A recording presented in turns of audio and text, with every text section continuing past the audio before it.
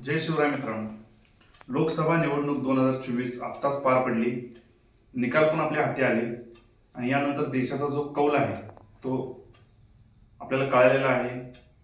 तिसऱ्या टर्ममध्ये माननीय पंतप्रधान नरेंद्र मोदीजी हे पुन्हा एकदा सत्ता स्थापन करतील अशी आशा आहे आणि एनडीएच्या जवळपास 300च्या आसपास जागा आलेल्या आहेत.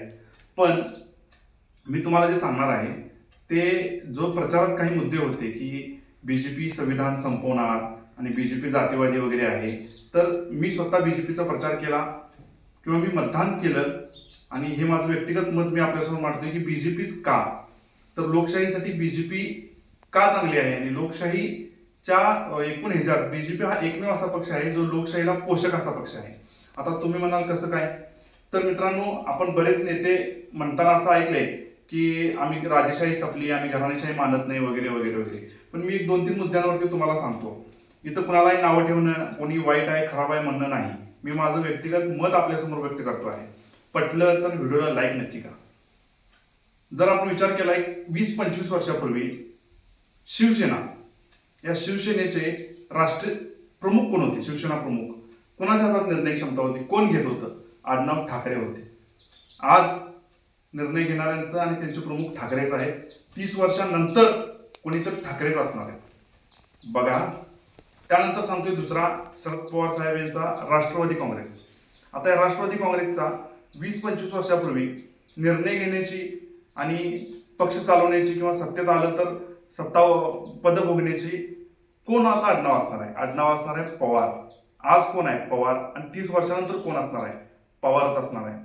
त्यानंतर अगदी देशातला एक नंबरचा असणारा कधी काळचा पक्ष काँग्रेस, 30-35 वर्षापूर्वी जर आपण बघितलं तर त्यांचं नेतृत्व गांधी घराण्याकडे होतं. आज पण गांधी घराण्याकडे आहे. 30 वर्षानंतर सुद्धा गांधी घराण्याकडेच असणार आहे. पण मित्रांनो, बीजेपीचं, भारतीय जनता पार्टी, याचं 30 वर्षापूर्वी नेतृत्व कोण करत होतं?